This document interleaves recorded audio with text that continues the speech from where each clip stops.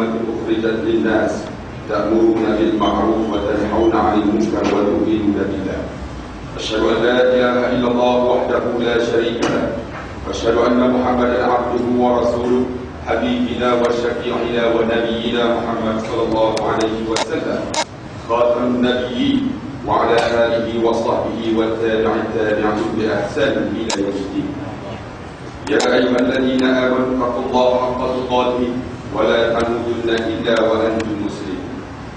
Sidang jemaah yang dihormati sekalian, marilah kita sama-sama bertakwa kepada Allah Subhanahu wa taala dan janganlah kita mati kecuali sebagai seorang Islam. Hadirin, hadirat yang dikasihi sekalian, yang masih ada di luar, saya minta masuk ke dalam, kita penuhi dewan masjid ini. Dan kepada kanak-kanak yang masih lagi berkata-kata, tolong diam dan dengar apa yang saya akan khutbahkan dalam masa 30 minit. Sidang hadirin yang dihormati sekalian, ingatlah bahawa kita telah sampai kepada penghujung Ramadan. Ramadan ini akan tinggalkan kita. Sama ada kita suka ke ataupun kita tidak suka, Ramadan ini akan tinggalkan kita. Dan dalam Ramadan ini berlaku beberapa peristiwa yang saya nak tuan-tuan dengar dan tuan-tuan perhatikan apa yang saya akan sebut satu persatu. Mungkin kalau tuan-tuan dapat hayati apa yang saya cakapkan, tuan-tuan akan tersentuhlah hati tuan-tuan di hari Jumaat ini. Di mana di antara peristiwa-peristiwa yang berlaku pada Ramadan ini, saya akan ceritakan kepada tuan-tuan. Di mana baru-baru ini seorang daripada sahabat saya duduk di Universiti UiTM. Kawan dia melanjutkan pelajaran di Amerika, menyambung PhD. Bila sampai di sana, kawan saya tak ada kawan yang lain. Lalu dia berkawan dengan seorang warga negara Amerika. Berkawan cukup baik. Mereka pergi kuliah sekali. Ke mana mereka pergi? Dua-dua inilah berada sekali. Suatu ketika, yang Melayu yang sambung PhD ini cuba untuk menarik yang warga negara Amerika ini untuk memeluk Islam dengan menunjukkan pribadi yang terbaik. Tetapi dia tidak ingat bahawa negara Amerika ini juga adalah seorang Kristian yang kuat. Dia cuba untuk menarik warga negara Melayu ini yang menyambung PhD ini untuk masuk Kristian. Dua-dua ini cuba menarik di antara satu sama lain. Tetapi berlaku 2 minggu yang lepas satu peristiwa di Ramadan ini. Apabila balik daripada kuliah hari Ahad, warga negara Amerika ini bersama dengan Melayu ini mengajak Melayu ini, sahabat dia, supaya menemaninya untuk pergi ke dalam gereja untuk dia bersembahyang. Yang Melayu ini serba salah sebab ini kawan baik dia.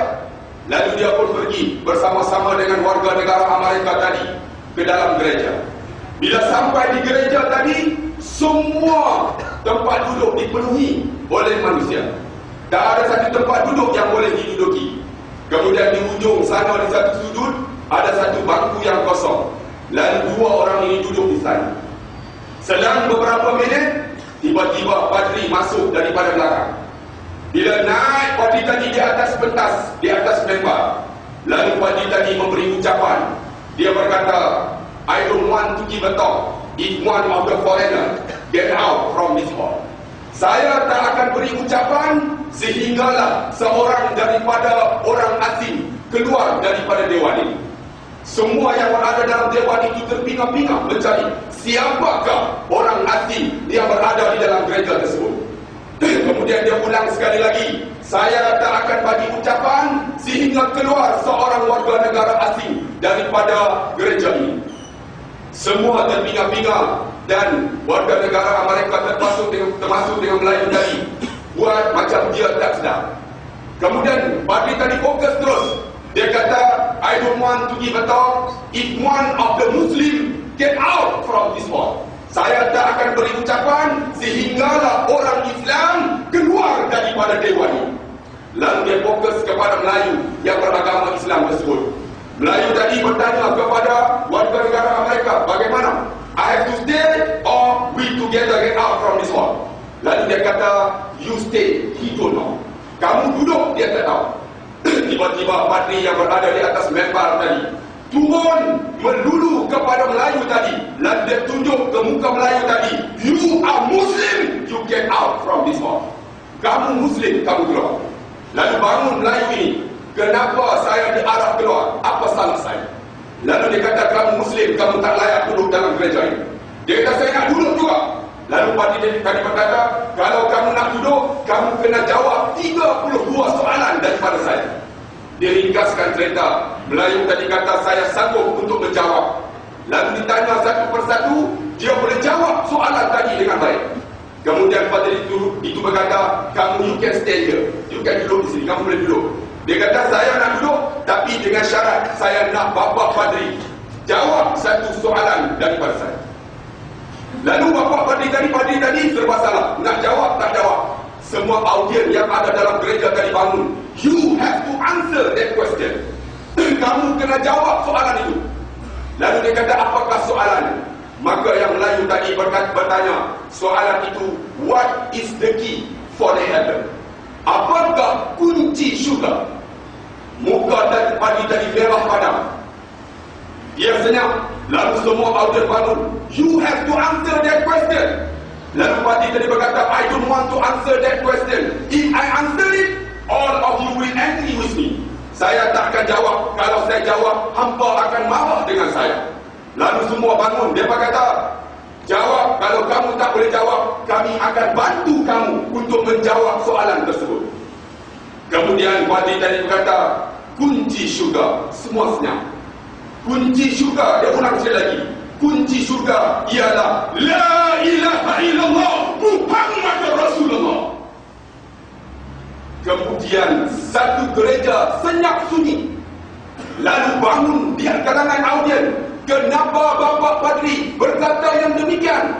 Lalu dia berkata, sebenarnya, lalu dia membaca hadis Nabi, man qala la ilaha illallah dakhala al-jannah. Who say la ilaha illallah will enter to the heaven. Maka bangun. Bagaimana Bapa Padri mengajar kami selama ini? Lalu dia berkata, aku mengajar kamu supaya menyembah mengikut ajaran Kristian kerana aku ada kepentingan. Sebenarnya aku target bila aku nak mati esok, aku akan dapat mengucap la ilaha illallah dan aku akan masuk syurga. Akhirnya seluruh yang berada di dalam dewan tersebut bangun. Lalu mereka mengangkat tangan. Lalu mereka berkata, kami pun nak ucap kalimah itu.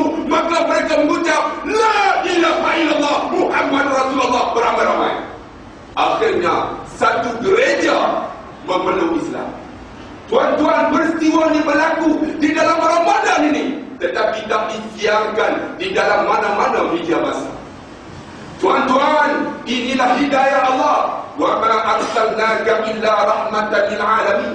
Nabi Muhammad itu diutuskan sebagai rahmat sekalian alam.